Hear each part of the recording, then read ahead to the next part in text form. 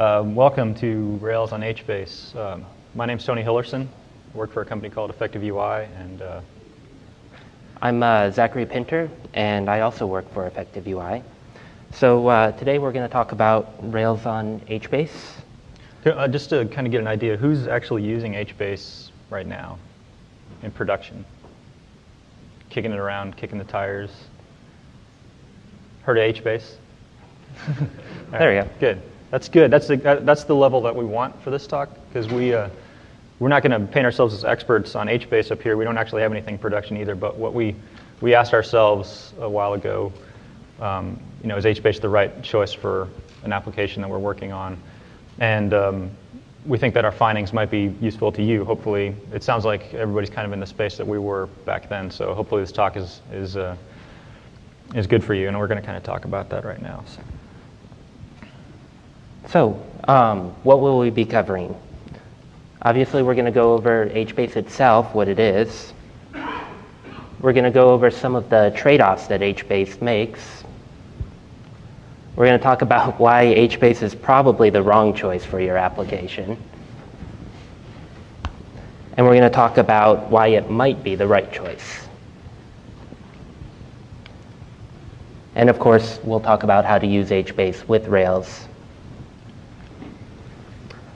Now, some of the things we will not be covering in this talk. This talk is not a deep dive. So as Tony was saying a moment ago, we're basically giving an overview and showing you some of the basics and introducing you to it. But we're not going to go into many of the low-level details of HBase. It's a very high-level talk. And also, this is not about setting up a production HBase cluster. There's a lot to that. For more information, there's cloudera.com, which is a wonderful website, plenty of tutorials and guides for setting up your own HBase cluster. So, what is HBase? So HBase is based on BigTable, which is a white paper that was written, I think, around 2005 or something by some people at Google. And what they wanted was so it grew out of the Hadoop project. Where did I put the notes on what HBase was? BigTable. What BigTable was, they wanted to describe a way that you could linearly scale some sort of data store into the petabyte range, like billions and billions of rows of data on commodity machines with really quick lookup time. And that there's actually a project or some software that Google uses called BigTable that's not really open source or out in the public. If you're using Google App Engine, you have access to it. But the HBase Apache project is based on what they described in that BigTable paper, and that's available as open source. It grew out of the Hadoop project, so you've probably heard of Hadoop in terms of, or alongside something like MapReduce. Those are the kind of things that are in the Hadoop project. But what HBase grew out of from the Hadoop project was they wanted some sort of way to store structured data inside the Hadoop data or the Hadoop file system, and that kind of grew into the HBase project, which then graduated to its own Apache top-level project. Some of the core concepts. HBase is a distributed column-oriented database, which means that not all the data lives on one machine. Also, it's we'll get into columns here in a second, but let's dig right into columns. So this is a very, very simple look at something like what an HBase table might look like. There is a key column that's sort of like a primary key. All lookups are done with that key. And then there's columns attached to that key. So really this thing is just like a big hash table where the value could be very structured, very big, all sorts of serialized data, whatever you want to put in the value. The value can be significantly complex, but it's all keyed off of this key. And then the data is stored in columns. You see that little colon between core and link? We've got a column called link here that happens to be part of the core column family. So columns are structured and grouped together by a column family. And the idea with column families is that they give, what's that? Okay. I was just going to say one thing that's helpful with column families to think about is they're essentially namespacing your columns. So you've got groups of columns, the core colon and stats colon. Those are two different namespaces for groups of columns. A little bit about column families. You have to define them at schema time. You have to define them at the design time. And the whole idea behind what they're for is to group together data with similar access patterns and similar storage patterns. So if I have like some demographic data that I might be pulling about some people that I'm storing in the database, that's similar data and I want all of that at the same time, and it's also the same type of data, like maybe some small strings. So that has a similar access pattern and a similar storage pattern, and it's good to group that together. And if I have like structured JSON data about this user or whatever we're talking about that I'm not going to be getting on every request to show the profile or something like that, then I'll store that in a different column family, and that way HBase can optimize how I access that data and also how it stores that data internally. As opposed to column families, which again have to be defined at design time, columns can be dynamically added. So this gets into another concept that BigTable described, which is sparseness. A row can have a whole bunch of data over in this column family, and another row in the same table can have a whole bunch of data in this column family where there's nothing over in the first column family.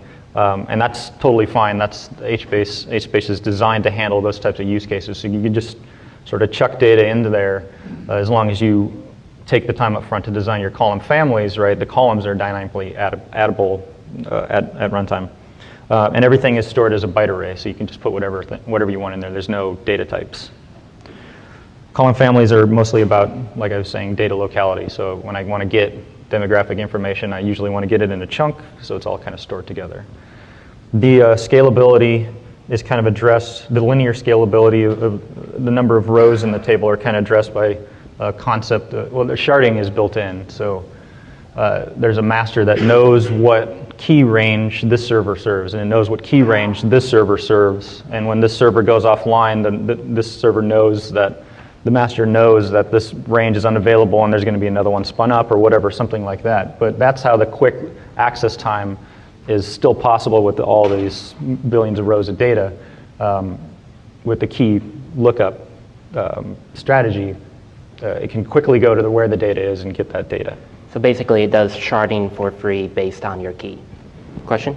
Does the master cluster, what is that a single point of failure? There is a ton of infrastructure with HBase and the Hadoop infrastructure in general. I can definitely point you to some more links to go over that in more detail, but suffice to say they've worked very hard to take out single points of failure. Other question? You can do key range queries. You can't say give me 10 rows, but you can say start me here and maybe even end me here, and that could span machines or whatever. But that's called actually good segue, because here's the operations that you can, or a sampling of the main operations that you might want to kind of in your mind equate with SQL operations. There's a get, of course, and that takes a key. Put takes a key. You can increment a row value or a cell value. There's also, of course, a delete. And then there's a scan, and this is sort of like a select, but very, very simplistic. With no arguments, scan will bring me every row in the table. That's probably not something you want to be doing often. So you can also give it a range of IDs. And also in the Java API, there are facilities to step through that, like an increment or a iterator or whatever's going on inside of there. So you can do range queries, it's just you can only do them on your keys, which we'll talk about more in a little bit. So that makes schema design a little more interesting, because you have to do access with this key.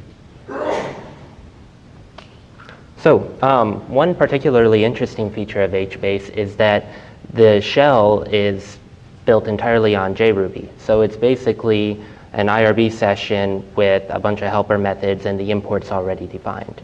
One quick example of that, here you can see we go into the shell and we have a status command, which is really just a method call. It gives us how many servers do we have, what their state is, and then we can just put in some Ruby code, any Ruby code. There I'm going 10 times, give me the status, and you get it. So there's a lot of power with that. Also, another interesting thing, if you are writing your own scripts, you can just say hbase shell and then whatever your RB file is, and it'll load it up. So very handy tool. The API, there's several different options for working with HBase. There's a REST API, which we'll talk about some Ruby libraries that hook up to that. There's a Thrift API, so Thrift came out of, I believe, the Facebook guys, and just a nice way to have a binary data protocol that you define your interface ahead of time, and you can generate it for any number of programming languages. There's the Apache Avro API, which is somewhat akin to Google's protocol buffers, another binary format. And then there's the Java API, which is what you're working with in the shell, and anytime you use JRuby to access it, you just call the Java methods that are already built in. Or MapReduce, as we'll see some examples of later, that's what you'll use to write your MapReduce. Exactly.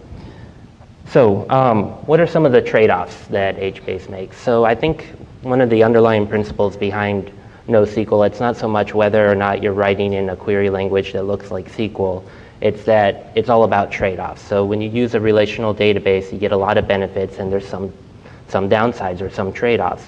When you use a tool like HBase, again, you're making trade-offs. You're giving up some of the features of a relational database to have some other set of features. So one of the first trade-offs is that HBase is highly distributed. There's a lot of good things to that. You've got built-in sharding, like we told you about before. Based on your key value, it'll automatically split it up to different servers. There's no single server that holds all the data.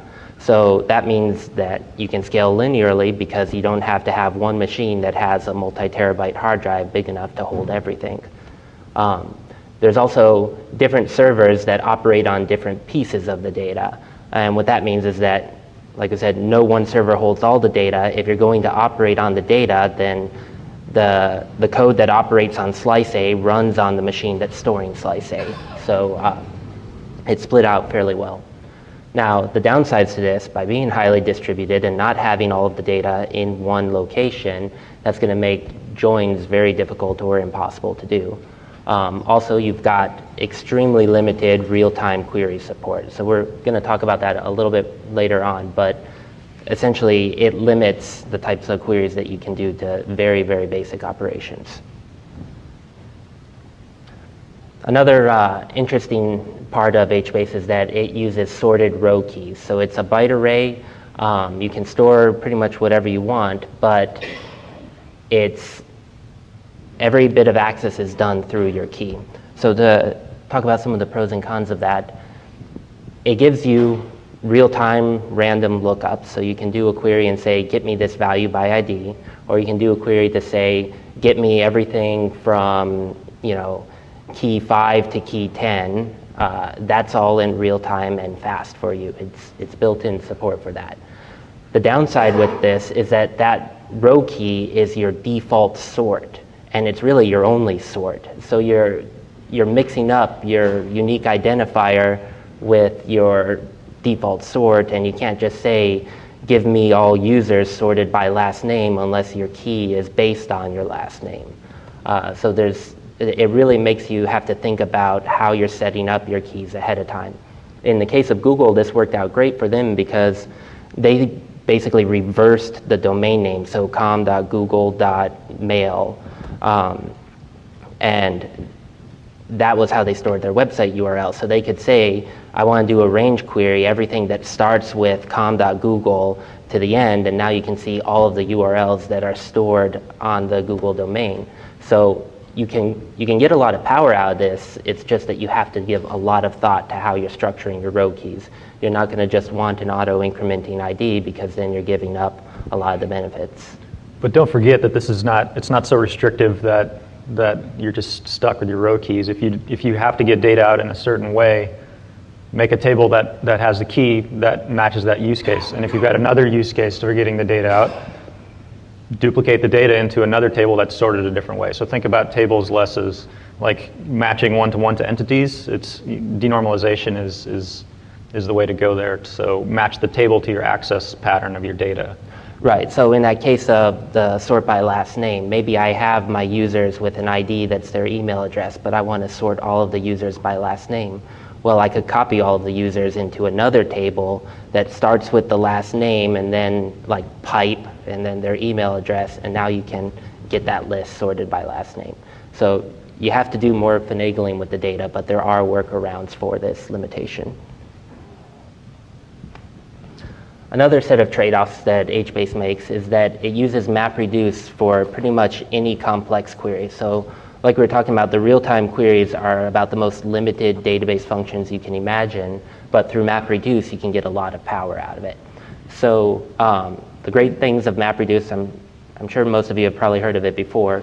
It scales linearly. More servers means faster response time. So typically with a database, you hit some sort of hard limit where you have a query and it just takes an hour to run, and there's no easy way to get around that.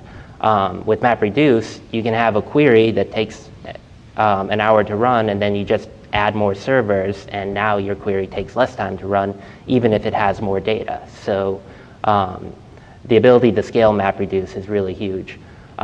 It operates on extremely large data sets. So because MapReduce runs on each of the machines that stores the data,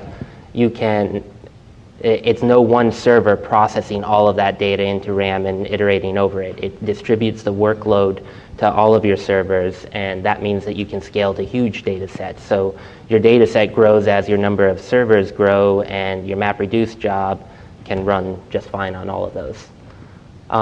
It also works really well with dynamic sets of data. So typically with relational databases, you have to define your schema up front and what it supports and things like that. And it's important for when you do your queries that you have this defined, that, oh, there is a last name column on this database.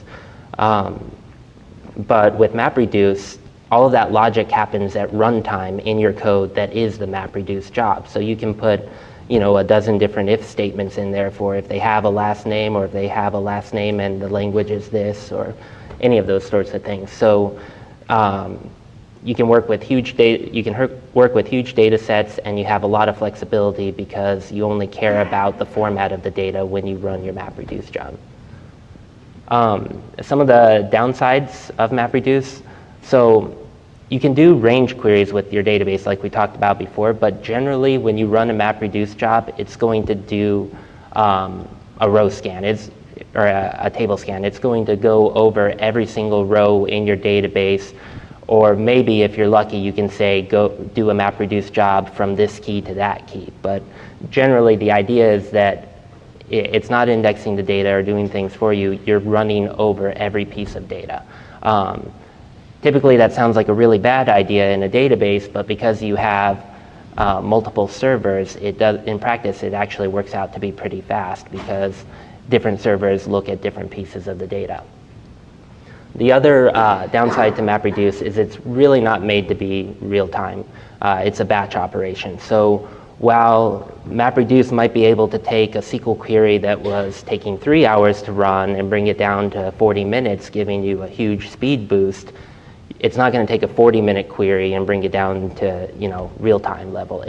There's some setup cost to run a MapReduce job and distribute it, and you don't want to have a web request waiting on it. You may even be waiting longer for your MapReduce job to start than it takes to do the MapReduce job. So I think you can see there's two different patterns of accessing and dealing with the database. Go ahead, question? Sorry, if you normalize to the point where most of your stuff is just in queues, would that get you close to where you want to be if you had to use it for real time? So I think that's a good point. If I'm understanding correctly, you can have a MapReduce job that runs and stores its output in a separate table that you can do real-time queries upon. Exactly. So right. you can. So you've got two different access patterns. If you want to get data in, you need to know the key. So if your schema supports that, or if your table structure supports that, those are the things that, putting data into that and getting data out of that by the key, those are the things that you can handle during a web request. Complex operations like this, there are complex operations of the type that MapReduce are designed to do is not something you can put into a web request. So that should give you a clue where we're going with where Rails can work with this. You need to fit it into the web request. When Rails works well with HBase is when you can do that. And that's the access pattern that the keys support. MapReduce is for everything else. So HBase versus X. Did any of you guys go to the Holy Grail database talk earlier this week? Great. Don't miss the talk. Yeah, a little late now, but Eric Redmond, he gave a great talk there, and he's got an upcoming book, 7 Databases in 7 Weeks. I highly recommend it. It's a great idea, and I'm looking forward to reading it. That will be able to give you a really good, deep comparison of, how does Mongo compare to HBase, compared to CouchDB, compared to Cassandra. There's also the NoSQLdatabase.org website, which is a pretty good summary of all the various technologies. A little bit of comparison too. Oh, and we will let you know at the end of the talk we have a SlideShare link. All of the slides are up online. So now that we've talked about some of the trade-offs, why is HBase probably the wrong choice for your application? There's certainly a lot of limitations to HBase. You've got like we've talked about, you're very limited on your real-time queries. You've basically got a key lookup and a range lookup, get, put, and that's the extent of it. You're limited on your sorting, so you can't sort by last name if last name isn't a part of your key. You're very limited on transactions. You can get some guarantees about atomically updating rows in the database, but anything beyond that is pretty much out of luck. Your indexing, as we mentioned, you can't say that, find somebody who has this last name or find all the people that have that last name. You're basically going to have to do that yourself by writing a MapReduce job that takes that data, puts it in a separate table where the last name is part of the key, and that's how you look it up. Your joins and normalization, again, that's a sort of messy picture with HBase. Because it's decentralized, it prevents a lot of that from working. There is no join. You can't combine data from 2 different tables in the same request. And then another thing which we'll go into a little bit more later on, but I do want to note that it's really not made to store large binary data. If you think of like how memory works, where you get page faults, HBase stores its data in 256 megabyte chunks. So if you start hitting that 256 megabyte value with your rows, then you're going to be hitting a bunch of page faults when you want to loop through the data. So you're really advised not to store your big binary data files in HBase. You want to use a different tool for that. Same pattern as in the database. You probably want to store a link to big images or movies or something like that, if that's what you're working with. Yeah, so HBase is really for storing all of that metadata and useful information that you do want to run limited queries on. But big data, you want to store. And what he's talking about, it applies to HDFS, right? Yeah, so I was going to not just HBase.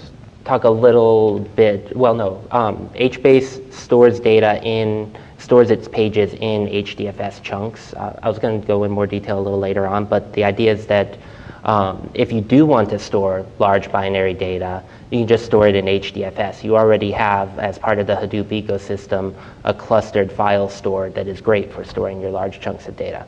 Or you could store it on S3 or anything like that. And that's a distributed file system, so that the data that you store there, I'm not sure if you get any guarantees about, if it's in HBase, it's going to be local to the region that has the data is in.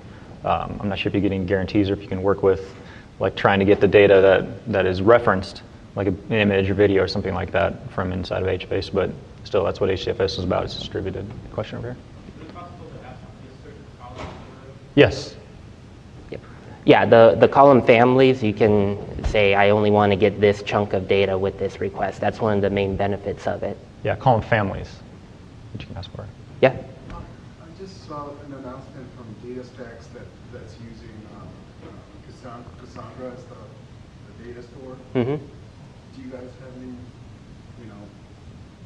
like ideas or thoughts on merits or demerits thereof? Yeah, actually, give me a quick second and I'll follow up on that. There's some interesting comparisons, particularly with MapReduce when you compare Cassandra and HBase. So another reason HBase is probably not the right choice for you is that it has a lot of requirements. To set it up properly, you need to have at least 5 servers. There's all sorts of different roles of servers that you can have, and the bare minimum is 5. It's very memory intensive, so you've got a 2 to 4 gigabyte minimum amount of memory per server, and it probably wants more than that.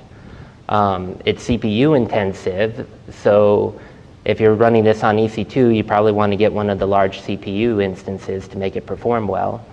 And then with all of that in mind, you're looking at 5 EC2 instances reserved for a year, so you get the cheaper rate. You're still at over $850 a month just to get an environment set up, and that's not even counting your bandwidth costs. So it's designed to work on commodity machines, but that's for scaling. When the cost to get started for all that, you need one that is going to know when the region servers are up. You need the region master, then you need each one that are going to store data. If you just have one, then you've got a single point of failure. So initial cost to entry is high. You mentioned that it's CPU intensive. What about I/O? Is it very much I/O bound? You know, I'm not sure, to be honest. I mean, the nice thing about HBase is that when you do something like a MapReduce query, the mapper jobs run on the machines that store the data. So you avoid a lot of I/O in that sense, that you're not transferring the data from machine A to process the data on machine B. If the data is stored on machine A, then machine A is going to run the mapping job to work on that data. So in that sense, it's nice, but I'd have to get back to you on that. I honestly don't know the I/O characteristics. It has to hit at least 2 machines to get a simple request too, so that's, I don't know, I might keep that in mind. Yeah? So unlike some of the other distributed data stores, this will run on a single machine. Yeah, you can run it in a single machine mode. You could. If you aren't caring about the availability, you can run it on one, but you can't move from 1 to 2. It really is, you move from 1 to 5. Yeah, you're either in single machine mode where it doesn't worry about Zookeeper, which is the one that knows what's up and what's down, and then the master and stuff like that. You got to switch over to the whole setup. Yeah, so it's fairly easy to get it set up on your local machine to test your jobs, but to really take advantage of the benefits, if you're going to do a production environment, you want to get the minimum 5 servers, and that's where you run into this. What is the maximum cluster size? So we are just known to have, okay, don't go beyond 50 or you're alone. What about HBase? The idea is that it can grow as huge as you need it to. There's some good numbers about Yahoo. They use this in production, and they have a huge number of servers. I don't know the number off the top of my head, but suffice to say, the goal is to have as many as possible. I think it's at least a few hundred. Okay. Yeah, I think it. Even better. So you probably don't want to run your blog on HBase, right? So why might HBase be the right choice for your app? So, as you've probably been picking up, if you need to deal with a lot of data, then you probably need to be thinking about HBase. But what's the trigger point? Basically, it's like Zach was already saying earlier.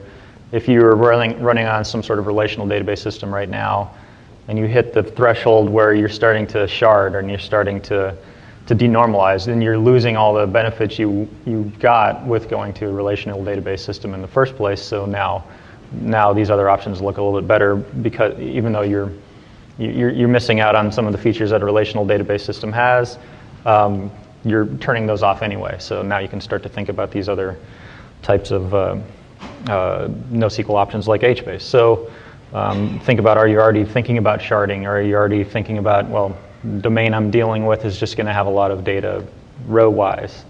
We need that guy in here.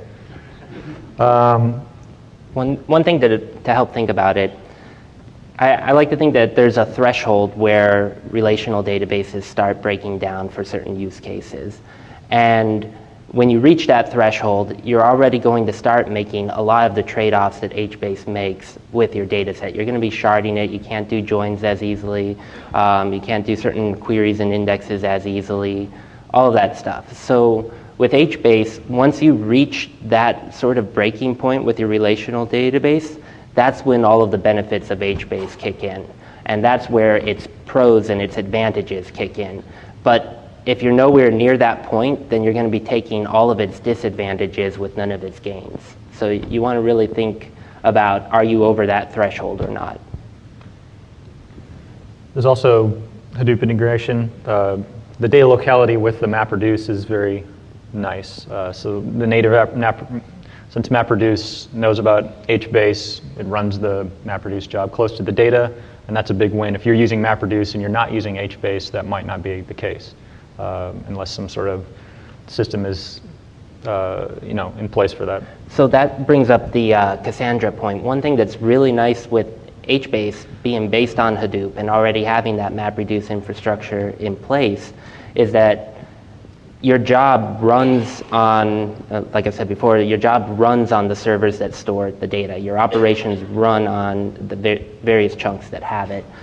Whereas with Cassandra, if you want to use Hadoop MapReduce, I know Cassandra's trying to build in a little bit more support now, but with anything else on Hadoop, if you want to use its MapReduce, you have to first load all of that data into the system, spread it out to all of the servers, and then run your operations on it. With HBase, you already have that data distributed amongst your servers, and now you can operate on it without that load step. So you can get a lot of performance gains using the MapReduce of Hadoop. Hadoop MapReduce, I didn't catch that.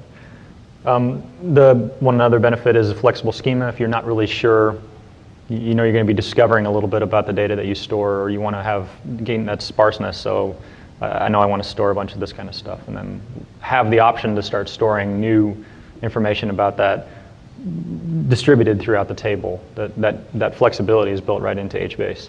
The refactoring data store via MapReduce, that is much better than a SQL statement trying to run an alter table with a whole bunch of data in the table. You do have to take a table offline to change the schema at the column family level, but the column, as long as you think ahead enough to not have to change the column families, then you can dynamically add columns as needed. And you do have a lot of flexibility with MapReduce. So depending on your data set, it may take a little bit of time and chug a bit, but there's nothing stopping you from running a MapReduce job that copies all data from one table into another table, doing some operation on it during that time that refactors it for you. Question? Do you find people establishing column families just like on data types? So just thinking SQL for like a text versus a string versus integer versus an array, and just being done with it? So I think the idea is your access patterns. So I'd have to triple check on the details, but I'm pretty sure that as I was talking with those 256 megabyte files that it pages through, different column families are probably stored in different files, so that if you want to access that data and loop over it, then it's going to be faster to loop over just the column family that you want. And you don't have to jump as many places. So if we're storing statistics, we might store that in a different family, regardless of whether it's a string or a blob or binary data, whatever.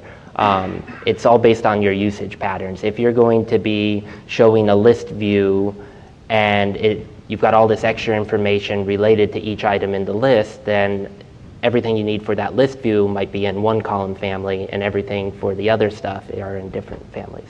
Yeah, so I mean, would you want to go and just look at all your arrays at one time or all your strings at one time? That's probably not your access pattern. So thinking about the data you're going to see at one time, right? Okay. Just thinking for flexibility, right? We wouldn't have to restart. To add another column family or something like that, yeah. I think you would be able to get some more flexibility by thinking about it a little bit different than that.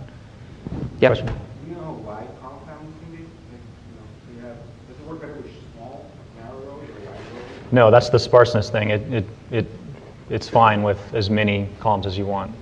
Just keep in mind the 256 megabyte limitation. So huge chunks of data, not so great. If you're caching a web page, you can put that in there. But if you're taking a video file and putting it in HBase, that's probably the wrong idea. More like a key with a million columns, opposed to a key with 100 columns. It's able to handle that, but you're probably not going to want that. I would be cautious of having a bunch of columns in one family like that. But if you spread it out across multiple families, then that should be, at least theoretically, something that it handles well. Yeah, come back to your access pattern, storage pattern, same kind of data. I want it on the same request, put it in the same family. Think about it that way. Break it up in big chunks. Like as we get into our example, we conceived of like a simple little URL shortener. If I want to do statistics about the URLs that people put in and get out of our little URL shortener program, then I'll have stats. I'll have counts or sizes or whatever. That stuff I'm going to use in one case. Metadata about the page, I'm going to request that only in one case. Actually putting the link in, I want that to be really quick. Putting it in and getting it out, if I'm just going to be redirecting through it, three different access patterns. I don't know, very simplistic, but I think there's one other question, and then we should probably get to. This is probably not related to this slide. I can hold off till you get back on it. Okay. Sounds good. Well, actually, you had a question. So. The question was about the MapReduce, are there any built-in ways to run reports? Are there any built-in reducers? Well, your MapReduce jobs are Java code. So if you have a library that you want to use with Java to generate some of that information, am I understanding you correctly? Then you should be able to do that. I don't know if there's a canned MapReduce stats, or what were we asking about? There might be some canned jobs there. Let's say you're. If I have a case for a custom report that I want to run can I write the MapReduce to?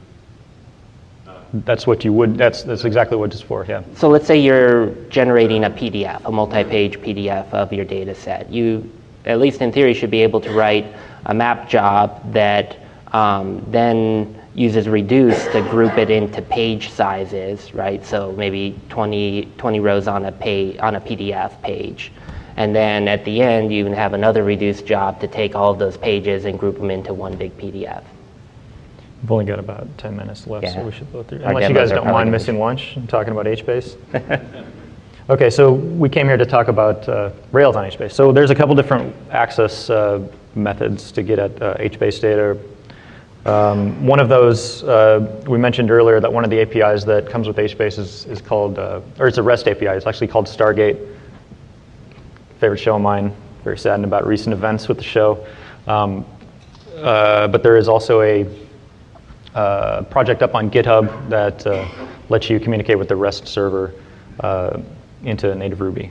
It's a little slow. Yeah, so REST obviously is going to be less performant than the Thrift API, which is binary, and also this. I had some trouble getting this working. A few months ago, I got this working, but with our current example, I didn't get the Stargate one working. Something was wrong, maybe with the latest version of HBase or something like that. So, but that's something to watch. There's another ORM called Rhino on GitHub, which uses the Thrift API. And it seems like it hasn't got any traction lately too. These are just some of the options that we see that you'll probably run into too if you look out there. So we wanted to give kind of a report. One thing that we're kind of excited about though is there's an ORM called Massive Record, which is up on GitHub. We'll put up the link to the slides too at the end. So if you're missing these URLs, you can get them. We built a little example using Massive Record. It also uses the Thrift API, and it conforms to active model, so that's kind of nice. You can get your validations in and all that good stuff. Or as Zach wanted me to put in there, if you saw the John Nunemaker talk, you can also just forget about an ORM and use the libraries that are available directly. So what we built to show Rails accessing HBase is Quissats. If anybody can tell me what that reference is, then I'll give you a solid handshake and pat on the back at the end of the talk. So this is an URL shortener, and let's have a look at it. Let's shut up and look at some code. All right, so what do we want to run first here? In the event of restarting the computer, we lost some of our initial setup, so hopefully we can get that going pretty quickly. I started HBase and Thrift. Okay, cool. All right. What's the first thing? I guess I can show a few of the scripts that you would do to at least set this up initially. So I've got a set of JRuby scripts that you can run. They're up on GitHub, so you should have no problem finding them and running them. And bump up the text. Yes.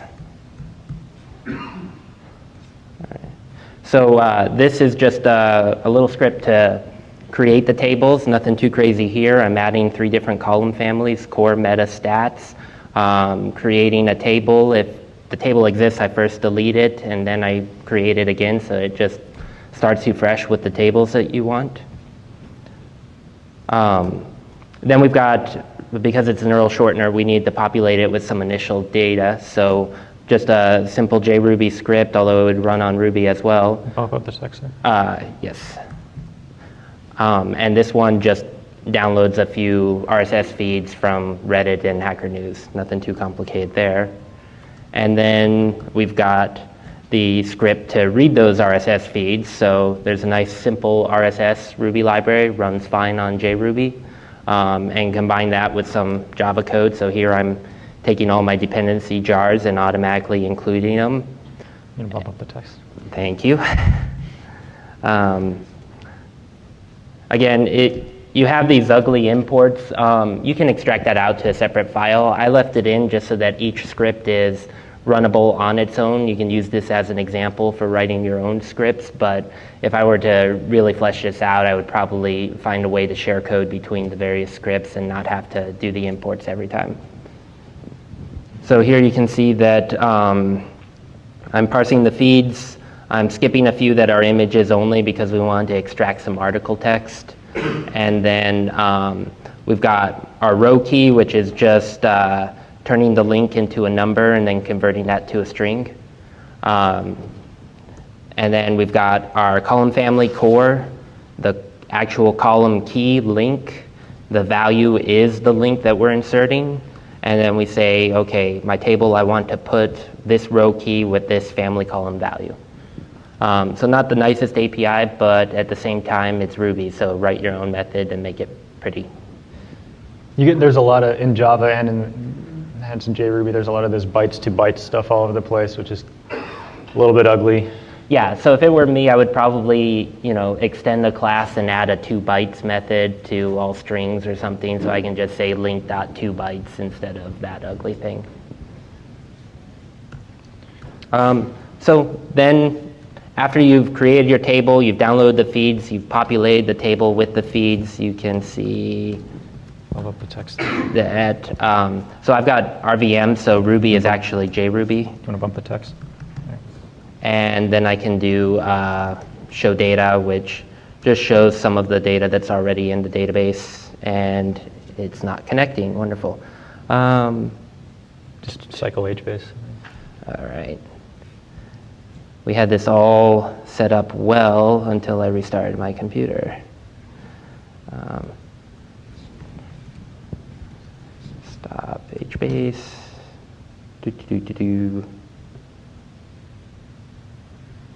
I think we have a slide on this later, but on a Mac, at least you can install hbase or just brew, homebrew.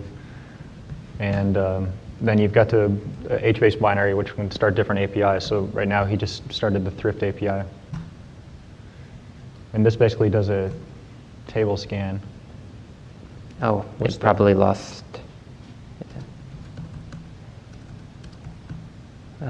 CD. B. Oh, did it lose the data? Wow. Okay, so now he's I running must have ran the create table script at some point. So I created the tables. I've already downloaded the feeds and cached them locally, so I'm not going to do that again. And now I'll run the Ruby script to populate from all of the feeds. And now if I do show data. This is doing a scan. Yep, so here's all of my links. That's text. I'll remember that someday after the talk.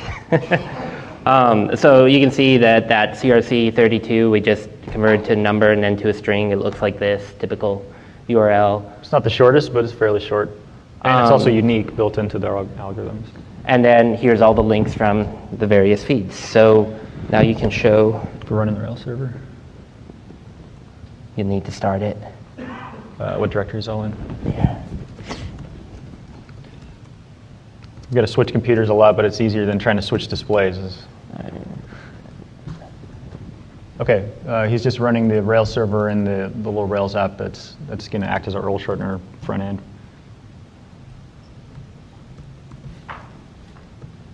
Oh, now it's working. Yeah, we had some trouble getting POW running on his computer last night, so we're not as cool as we could be.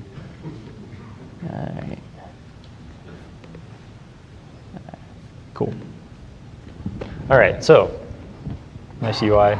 Let's say I want to grab, let's say, just a random article here from, awesome. Okay, so if I want to short link this Wikipedia article, just slam that in here, shortens it, and what's zoom in? Just do that one. Well, I wanted to zoom in on the URL, but anyway, you can see the key up here. We've broken it down so that you come in with just a short code. It goes and finds the one out of the HBase, and then you can redirect here. But there's not much data in the database about this link yet. Let me look at some of the Rails code, and then we'll go back and look at the MapReduce, which will get some more data about the links. So Emacs. Oops. Okay. Where are we? Okay. Want me to? Yeah, can you open up where the... His Emacs is different. He does all sorts of crazy stuff, so I'm not... All right. All right, here we go. Okay, so just a simple Rails project. Config, let's look at the routes first, so you can kind of see what's going on. Very simple as well. So there's just one resource, a link that only has a new show and create. New is for putting in the URL, show is for looking at one, creating is for actually making it. And then we also map that down so you can get to it from the root with the ID coming in. So looking at the controller, oops.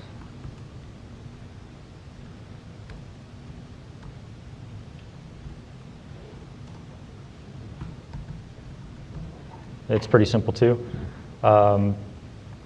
That line here,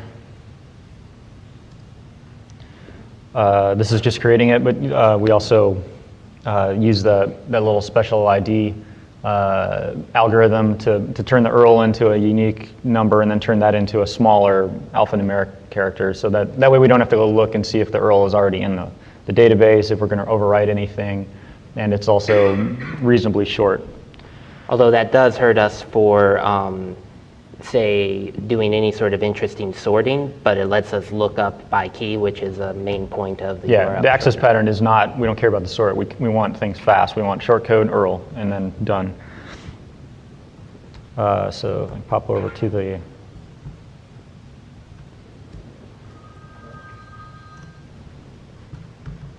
And there's the model. So this uses a, instead of active record, our class is a massive record ORM table.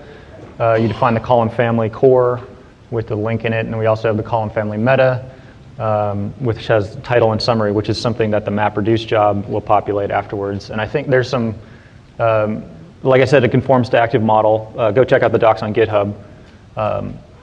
But you can also specify which column family you want to get data out of during a find and things like that. So it's pretty cool. Let's just show our last slide real quick. Okay. So we can give still them have the... 5 minutes, don't we? Do we? Whatever. Yeah, let's go through the slides, and then we can look through the MapReduce job, and then we'll go to questions. Okay, so the source for both of these is up on GitHub. So GitHub Effective UI, just look for the HBase repositories. You can get all of this. There's only 3 up there, so you should be able to find it. Go ahead. You know, I'd have to get back to you on that, but I'm pretty sure that Hive can run against HBase records. So you can do your own jobs with Hive, and as long as As long as Hive supports HBase, you're golden. To get these URLs, if you want to look at the source, again, if you've got a Mac, brew install will do it for you. You can also check out some more information at the Cloudera site about getting a VM with HBase already ready to go. Very quickly, where would I use HBase? Big data, if you're dealing with lots of rows, you have to understand, if you're thinking about Rails, well, where I use HBase is just, like we've talked about, it's already sharding, it's ready for very, very, very long, lots of rows of data. Of data, yeah. So you probably don't want to have an URL shortener that takes 5 servers to run. That's probably overkill, right? So really, unless you're going to have the web on there. Yeah. So really you want to start out simple, and then if you really are hitting the limitations of your database, take a look at this because it's got some cool things. Or if you already have a Hadoop cluster for other reasons, this is a great fit. Yeah, I think that's more maybe where, you have a view that you want to put on the web, but the big data stuff happens somewhere else, and there's other use cases for putting the big data in there. That's probably more often the pattern where you find Rails actually interacting with it. We've gone over where the sweet spot is. It's sharded. Data locality for MapReduce jobs is really cool. So it kicks in when your relational database starts to break apart, but it doesn't give you any benefits until you've reached that setting. Yeah, and again, you're probably not going to say to yourself, I'm going to start a Rails project, let's go with HBase. That's, it's, like I said, like getting a web view into something that's on the HBase structure that you've already got set up for dealing with some sort of crazy big data. All right, let's go to questions. And if any of the questions are about MapReduce, Zach can show his MapReduce job running. It does have a raw increment operation, which I believe is atomic. Yeah, every row operation is atomic. It locks the row. That's just what you get. You should be in good shape there. However, not necessarily. Every API doesn't necessarily support that operation, and none of these do that I know of. So we tried to do the short URL thing a couple different ways by having you can't just do an auto increment ID. So we were thinking maybe having another table that just stored the ID, and then we'll increment that and grab it out, and then change that into to base 36. But that didn't work because none of the APIs supported the increment for Rails. Your transactional data locked in a traditional transactional database, Oracle, what have you. But I'm assuming that at some point I want to do some analytics. And you guys see like this big data movements. How do you move those data into Hadoop or HBase? I think you could do a nightly job or something like that, put the data in there, or you can store the data in there directly. If you've got a huge data set, that's a great option. And then you get a lot of your analytics through MapReduce jobs. You could do a MapReduce job to do just that too. I mean, you wouldn't be doing there's streaming data sources. Like they have a plugin for Hadoop that will stream in data from a Wikipedia dump. So there's definitely ways to, I'd say, if anything, it's probably got the best support for taking a large file, splitting it into chunks, and putting it in there.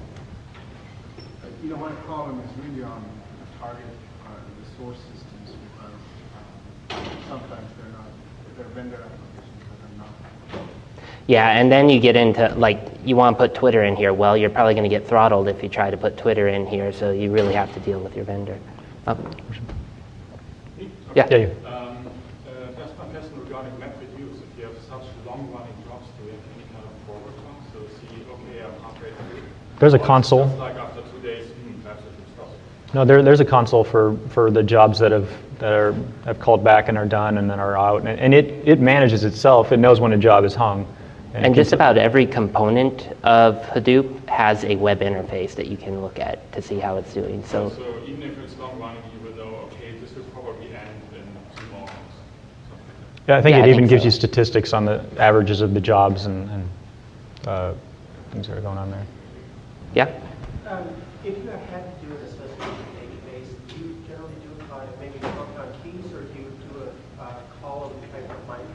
have the keys need to reference. Yeah, you could do that. It's just that you don't get a join, that's all. So you have to do the join on your app code. Any other questions? Who maintains the That's a good question. So it's under Apache. Yahoo does tons of contributions to it. Cloudera makes the Ubuntu packages, and they do a lot of support for it as well. So it's a mixed ecosystem, but a lot of big players. One quick demo for anybody who's curious. It's a Rails conference, so I feel a little bad for this, but I'll open up a quick MapReduce job. We didn't have time to go over it all here, but the idea was that this MapReduce job, and we saved the Eclipse project to the source code so you can run this yourself. It goes over every single link in the database that hasn't been processed yet, and it will fetch that web page, extract the title of the web page, and extract the article text, sort of like readability does. So that's a good example of you would have this running, say, every hour or every night in the background as a MapReduce job. Somebody creates a link, and now your MapReduce job is fetching all of these different network locations, but it's fetching it from each different machine. So you're not bogging down the I/O of one particular machine to fetch the articles that you need. Once you run it, and then we can go back and pull the link out that we... Yeah, so particularly on a single machine, it takes a little bit of time to run, especially because we just repopulated the database with all of the links. But you can see here that it's going through, it runs the MapReduce job. I only have a map job in this particular one. And it looks at each link, gets the HTML of the link, and then uses a Java library to extract the article text, uses another Java library to extract the title, and puts that back into the database for the particular row you're on. It's escaped my memory how to bump up the text in Eclipse. If you want to look at this code up close, you can come up here afterwards. Or right now, I guess it is afterwards. And then you can see, so one particular URL got a 403, but that's not going to break the entire job. And now if we say show data, we'll see that some of the earlier URLs now have their title extracted. And we can show that on the page as well. And if we go back to the Rails app, now if I reload this from a shortcut. That's probably one of the last ones. If you want to just copy a key early from... one, probably like sample one. Oh no, you changed over, didn't you? Copy a key from the terminal. Something with the title scroll up.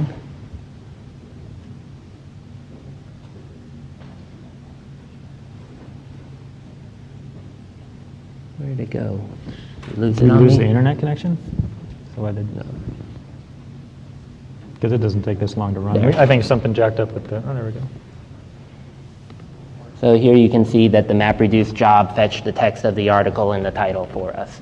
So obviously not very well formatted and probably some more tweaks, but that's the idea. You can use a mixed environment. You can run your MapReduce jobs. You can have your Rails app against the data, and it works pretty nice. But you probably don't want all of the overhead for Yeah, we didn't want to go apps. do this during a request, so we did, a small part during request, the big part with MapReduce, and that's the, in a nutshell, when you would use Rails with HBase. Any other questions? All right. Thanks, everybody. Yeah, thanks for coming.